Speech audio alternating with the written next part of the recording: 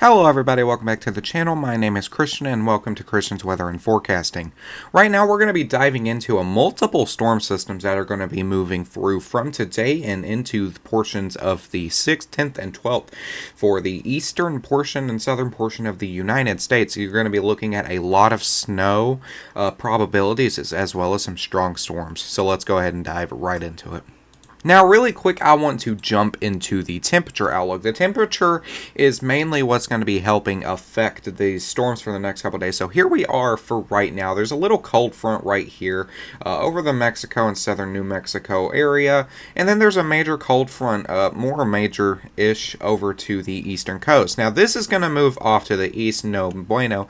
But over here, there's going to be this cold front that's going to start forming, and it's going to gain strength. And this is going to be what's going to start off for our first set of storms moving into tomorrow for the southern states. And so here we are on our run. We'll go and take a look. You can see the storms kind of already forming down here through the Texas area, actually throughout the next portion of the night and into early morning hours, which the National Weather Service isn't highlighting anything crazy for that. Throughout the rest of the night and into the morning hours, National Weather Service is highlighting a general thunderstorm risk stretching from Texas into Louisiana. For the most part, no tornado threat, no wind threat, no hail threat. This is just going to be general thunderstorms expected to move through the region. The main portion of this thunderstorm, as we've seen from that run, is going to be through the Texas central area. And throughout morning hours, this will continue to move over, gain a little bit of intensity when we move over to day 2 and see that this will start affecting the southern states. If we continue to look at the run, we can move it over, and we can see that within the day of the 3rd, there will be the storms with that low pressure that will move through some of these southern portions of the states over into Florida before it moves off to the east coast between the 4th and the 5th. And for this risk, the National Weather Service is highlighting a general thunderstorm risk stretching from Florida down into southern Louisiana once again. As well as this threat, though, we have a little bit of a threat over towards California, which we're going to be seeing some storms moving towards this portion. Now, if we're looking at tonight into the morning hours, we can see a storm trying to impact northern California area, and this can possibly quickly change into snow for the more higher elevations, possibility of there to be 1 to 2 inches of snow. And this will continue to move off into portions of Nevada, Southern California, once again for these higher elevations. And within the next couple of days, this can even move into portions of Arizona, New Mexico, Colorado, and even portions of the Texas Panhandle. Now, what's that's going to happen is with this storm somewhat strengthening over after that low front moves, we have a secondary storm right here that's going to be strengthening over. We have a snow in the north part, more stronger storms in the second part, which is going to bring that first snowfall to the Ohio Valley. That low front is looking like it's going to move over to the southern states, Gulf of Mexico area. It looks like that snow up north here on this side of the storm is going to die off, but that's quickly going to change. As you can see, it's going to impact portions of northern Kentucky, Indiana, and Ohio with some snowfall. That low front's going to be moving through there, and we do have a possibility to see some severe risks for this storm. As this storm moves out into West Virginia, Pennsylvania, the snow can get stronger and into portions of New York areas like that.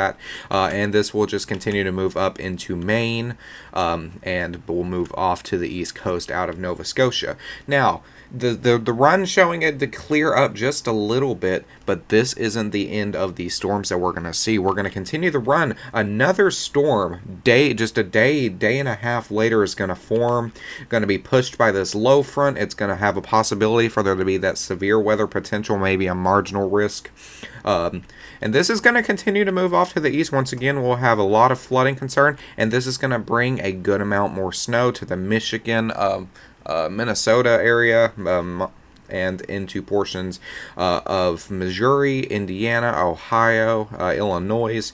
And this will once again move off with the low front, and behind it will bring some more snow to portions of that central Kentucky area, Ohio, and Indiana.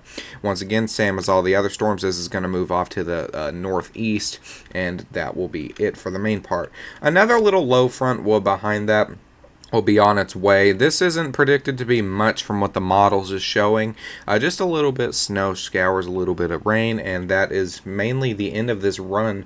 The last run showing to be Colorado getting a little bit of snow, Nebraska getting a little bit of snow with another low front. So for the next couple days, it is going to be an extremely active week. weather-wise, let's get back into temperatures, because the temperatures with this storm being affected is going to change drastically. Now, if we continue our temperature run, we can see right here, this cold front back here will start breaching the United States. Temperatures towards the central northern U.S. will be warm for a little bit while, but this will quickly change. This cold front will move off to the east coast. This warm front will move towards the east coast behind that cold front, and then this cold front is just going to destroy the entire U.S. with colder than average temperatures. With the west coast to the east coast, this cold front will move out, a little bit more warmer temperatures for the east coast, and then into the northeastern states towards Maine. Let me move my web camera so you guys can see that.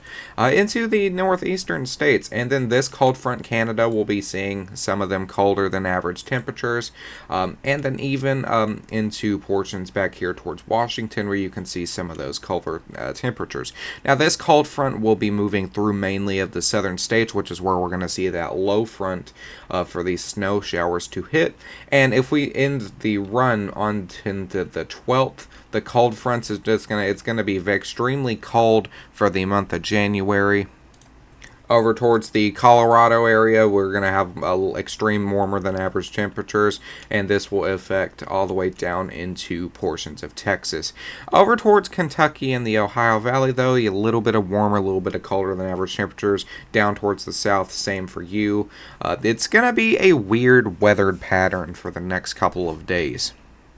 Now, I know some of you guys are curious about the tornado season, and I have watched some videos from other actual meteorologists, and from what I've seen, everybody is predicting the United States to have a more normal than average tornado season.